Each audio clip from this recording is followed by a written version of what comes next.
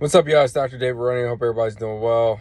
I figured I would do a quick video because I'm kind of motivated to talk about this. And, a lot of people talk about investing in healthcare. And a lot of VCs are healthcare driven, but they go for these like novel products, right? I shouldn't even call them novel. They're like rehashing old ideas, or people outside the healthcare system think that healthcare is an industry ripe for disruption. In reality, it really isn't, right? A lot of healthcare has been figured out. What I mean by that is, like, a lot of treatments don't change because they work very, very well. And there's certain standards of care. Healthcare is very education and evidence driven at this point, right? This isn't like 100 years ago where people saw X, Y, Z do it, so they just tried it, and maybe if it worked, it didn't.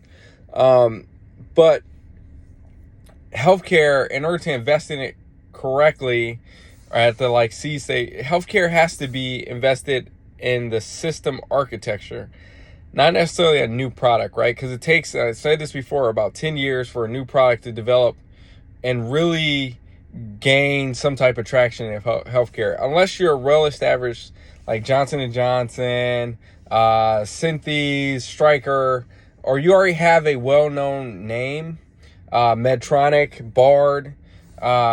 It's hard for you to launch a new product because those companies already have a product that has a well-established, well-known name and has like components that doctors already use, nurses already use, so they're familiar with it. Covidion's another one, right?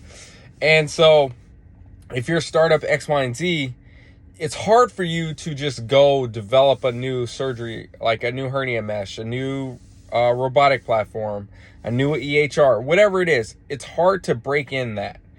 Where healthcare can deliver large returns is on the system architecture, the things that it is not doing correctly, right? Whether it's insurance or it is primary care, access to care.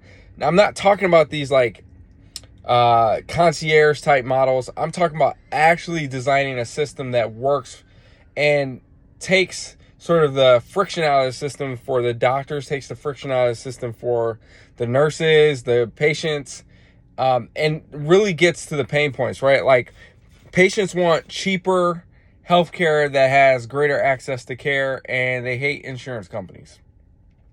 Doctors, specifically primary care, wants to feel like they're valued, which i.e. typically means more compensation. They want more time with their patients, and they hate dealing with insurance companies.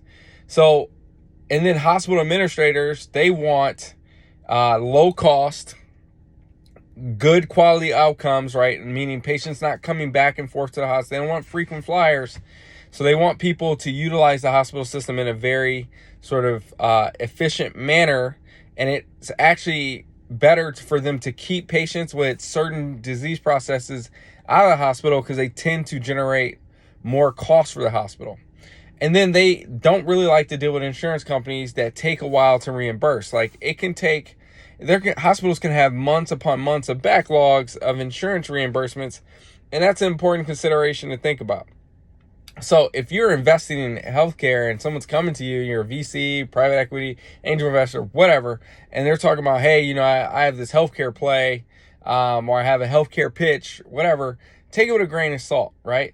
Unless it's a supremely niche idea, meaning they're going after this one widget that is very ineffective or very inefficient. You can't replace the whole system unless you redesign the system, right? Healthcare has become more concentrated, but there's a lot of people who are being left out in the dust, and they have to translate, like travel long distances just to get the healthcare they need. So really designing a system that is more patient-centric and centered around primary care, because that is where the workhorse is, right? If you can get the most bang for your buck there, it will trickle out. And the things that should be centralized are like surgeons, right? You should have like standalone ER should be more of a thing, but that takes like policy, right? Urgent cares are great. However, they have a tendency to want to churn patients through and like just get high throughput because that's how they get paid, right? And that's important, right? You can't really make your bones and really try and invest in an EHR because of things like Cerner Systems and Epic. That's going to take a lot. So like if someone's coming to you and say, hey, I want you to invest in my healthcare like company, again, take it with a grain of salt unless they're going after a specific thing or they're trying to design a system that works correctly and they understand the ecosystem so that everyone essentially gets an 80% solution, because not everyone's going to be made happy. Anyway, this is a bonus video of day 9 of my 31-day straight posting a YouTube series. Do me a favor, like and subscribe if you can. I appreciate the support. Follow me on Twitter at PhiSurgery. Anyway, I hope everybody's doing well. Peace.